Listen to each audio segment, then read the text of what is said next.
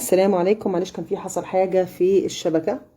طيب، فالنهاردة عايزة أتكلم في موضوع قد كده مهم، وقد كده ممكن يؤدي إلى نمط في الحياة أو يؤثر على الصحة النفسية عند البني آدم، والواحد مش واخد باله خالص. ألا وهو الأصحاب اللي حوالينا.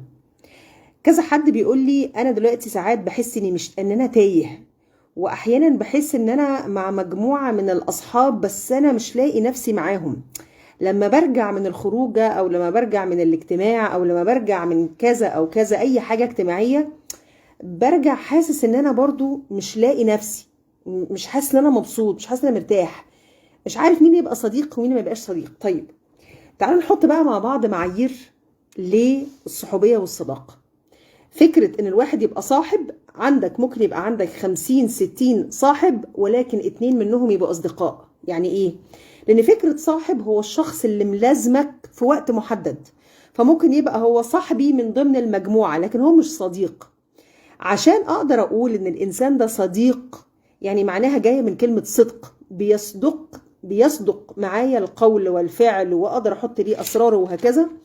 لازم يبقى في شروط عشان تحول البني آدم ده من مجرد هو صاحب إلى دايرة الصديق، اللي هي دايرة الشخص اللي دخله جوه الدايرة الحميمية شوية. فالصديق ده لازم يبقى فيه 5 معايير، يا إما يبقى فيه أي واحد منهم يبقى هو بيحقق لك ده، يا إما الصديق ده يبقى ليك عبارة عن الشاحن، يعني اللي أنا هحوله من صاحب لصديق واختاره والتزم بصحوبيته وافضل اتودد اليه، يبقى فيه احدى المعايير دول. المعيار الاولاني يبقى شاحن. يعني ايه؟ يبقى شاحن فكري.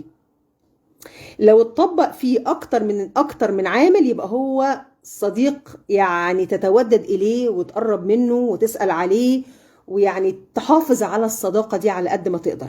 لو اللي حواليك من الاصحاب ما فيهمش اي حاجة من المعايير اللي هقولها دلوقتي، يبقى راجع نفسك وراجع صحبتك، لان الصحبة دي هي اللي هتؤثر على نفسيتك، وممكن تكون هي سبب المشكلة النفسية او الازمة الروحانية او النفسية او الفكرية اللي انت بتمر بيها. طيب، يا ترى ايه المعايير بتاعت الاصحاب اللي احولهم لاصدقاء فاتودد اليهم اكتر واسمح لهم يخشوا في مساحة في حياتي؟ لازم يبقى اول حاجة المعيار يبقى الشاحن او الصديق ده يبقى عنده او بيوفر لي لما يسمى الشاحن الفكري. يعني ايه الشاحن الفكري؟ يعني الشخص ده لما بقعد معاه بحس ان فكري كده تنور.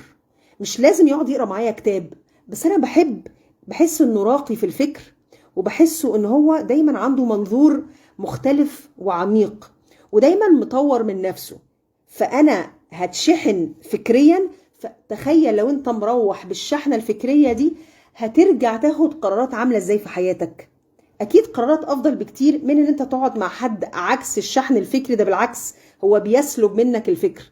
يعني ايه بيسلب منك؟ هو سالب، يعني تخرج تحس ان انت اتلخبطت، تحس ان انت بتفكر في حاجات مش قد كده قوي، تحس ان انت الافكار بقت بسيطة قوي، عمال بتتكلم على الناس بس. الحياة كلها هنا بتكلم عن الناس او بتكلم على ال الاحداث اللي في الحياة. ده اسمه ساحب فكري مش شاحن فكري. يبقى اول حاجة الشاحن الفكري. واي حد بيتفرج علينا دلوقتي يعمل تاج لصاحبه اللي هو الشاحن الفكري ليه، هو يعمل تاج دلوقتي عشان يخش وأكنه بيديله كده زي ايه، امتنان. طيب، ايه كمان معايير الصديق؟ ان هو ممكن يبقى شاحن ايجابي، يعني شاحن للتفاؤل. يعني ايه؟ مش شرط يبقى فكره عميق قوي بس، لا ده كمان لما بقعد معاه بحس ان انا كده نظرتي للحياة بقت ايجابية. في ناس كده بطبعها ايجابية، او اشتغلت على نفسها بحيث ان دايما يبص لك على الزاوية الحلوة من الامور. ده بنسميه الشاحن الايجابي. كل ما بقى معاه برجع مبسوط، برجع طبعا في حدود الانبساط ده، في حدود الصح يعني. فبرجع مبسوط، برجع المشكلة اللي انا كنت متضايق منها رجعت كده بتفاؤل، عندي تفاؤل جميل كده، في دفعة. ده اسمه الشاحن الإيجابي، اللي هو بنسميه إيه؟ الأنيس. يعني الشخص اللي بحب أأنس بوجوده، أحب أعزمه عندي في البيت، أحب أخرج أفطر معاه، لو عندي مشكلة ألحق أروح أتكلم معاه، عشان حاسة إن هو هيفوقني كده ويديني دايما الحاجة الحلوة. يلا كله يعمل تاج لأصحابه. مين الشاحن الإيجابي اللي في حياتك؟ اعمل تاج بسرعة. حلو الكلام. يلا مروه سيف عملت تاج وصفاء عملت تاج. يلا عايزين تاجات تانيين. طيب يبقى انا ممكن الصديق يبقى شاحن فكري وشاحن ايجابي. في نوع ثالث من الصديق بيبقى الشاحن الروحاني. ايه الشاحن الروحاني ده؟ اللي بنسميه الخل. يعني ايه الشاحن الروحاني؟ يا خبر ابيض، لما بقعد معاه بيحطني في حته تانية ايمانيه. بقعد كده اقول عارف اخد نفسي، حاسس ان انا رجعت ربنا تاني في حياتي بس بمجرد اني بشوفه. بيفكرني حاله ووجودي معاه بس بيفكرني بربنا. ده اسمه الشاحن الروحاني. مهم قوي وجود شاحن روحاني في حياتنا. مش لازم يبقى متعلم العلوم الشرعية كلها، بس بمجرد إنسان أنا بحس أو أنت حاسس أنه متصل بربنا، أو ربنا دايما على دماغه أو على فكره، ربنا دايما كده في عقله وفي كلامه في أحواله، الأمثال اللي بيقولها. ده محتاج يبقى عندي في حياتي. يبقى احنا قلنا شاحن ايه يا شباب؟ قلنا شاحن روحاني وشاحن فكري وشاحن ايجابي. عندي النوع الرابع اسمه الشاحن الاجتماعي. ايه الشاحن الاجتماعي؟ الشخص دايما اللي لما بقعد معاه دايما عنده شطارة في العلاقات، بيعرف مشكلتك فين ويعرفك بالشخص اللي يقدر يحللك المشكلة دي. ده اسمه الشاحن الاجتماعي. يعني دايما بيحب يربط الناس ببعضيها. تحس كده ان هو كونكتر في نفسه، يعني يحب التواصل، يحب يوصلك. تقول له انا بدور على وظيفه، طب استنى انا عندي فلان هعرفه صاحبي حبيب قلبي. ده مهم في حياتك. اللي بيعمل لك السوشيال نتوركينج او اللي بيعمل لك التواصل ده مهم وجوده جدا جدا في حياتك. ده اسمه ايه؟ الشاحن الاجتماعي. يلا نعيد تاني. مين اللي عايزينه يتحول من هو يبقى مجرد صاحب في حياتي وبخرج معاه كل خميس وجمعه الى صديق؟ يبقى فيه المعايير الاتيه. اول حاجه يبقى شاحن عنده بيبقى بالنسبه لي الشاحن الروحاني او الشاحن الفكري او الشاحن الايجابي او الشاحن الاجتماعي. واخر حاجه من متطلبات الصديق يبقى الشاحن النفسي. يعني ايه الشاحن النفسي؟ الشاحن النفسي ده اللي انا بحب اقول له سري قوي. ده اللي انا بحس ان انا في امان، سيرتي على لسانه دايما في امان. ده اللي انا بحس ان هو حتى لو احنا ما شفناش بعض بالاسابيع والشهور هقدر برضو اديله سري، ولما اكون محتاجه عارفه ان هو هيبقى موجود. ده بنسميه الشاحن النفسي اللي هو السند بتاعي.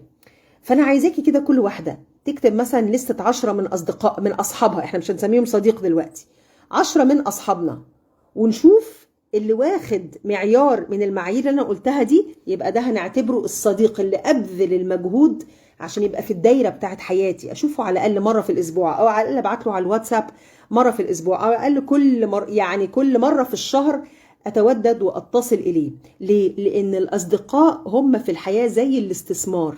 هم دول اللي بيساعدك ويعينوك وقت لما تحس ان الاصحاب التانية خذلوك. الاصدقاء هم دايما هيبقوا المعيار الاساسي بتاعك في الحياة اللي يسندك ويفوقك. يبقى هم كام؟ 5 معايير موجودة في الصديق، او على الاقل موجود منهم اكتر من 3. الشاحن الروحاني، الصديق اللي دايما بيفكرني ومجرد رؤيتي ليه بيفكرني بربنا، وبحس ان انا كده مركزيتي رجعت تاني، ارتكست. تاني حاجة الشاحن الفكري، الشخص الراقي في فكره، متطور، بيتعلم على طول. تالت حاجة الشاحن الإيجابي اللي هو دايما بحس ان انا كده متفائل بوجودي معاه، عنده حل لكل مشكلة، او على الأقل مجرد ابتسامته كده بتفوقني، بتحسسني كده ان الدنيا سهلة وبسيطة وما شيلش هم. رابع واحد الشاحن الاجتماعي اللي يقدر يعمل لي ترابط، ويقدر يعني على المستوى الاجتماعي احس ان هو مفيد في حته الارتباطات والنتوركينج. واخر حاجه الشاحن النفسي اللي هو بنسميه النجي، اللي هو الشخص اللي انا لما اكون فعلا في مأزق برفع السماعه وببعت له واتساب بيرد عليا، وبحس ان هو اقدر أأتمن نفسي او اسراري عنده. لو عندك صديق في المعايير دي كلها يبقى انت عندك اكبر نعمة في حياتك. اوقات ناس كتيرة تفتقد النعمة دي.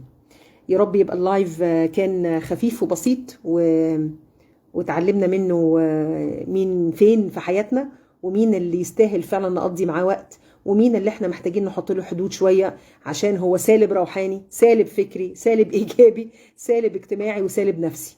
لا، خلي بالكم من اصحابكم. والسلام عليكم ورحمة الله وبركاته.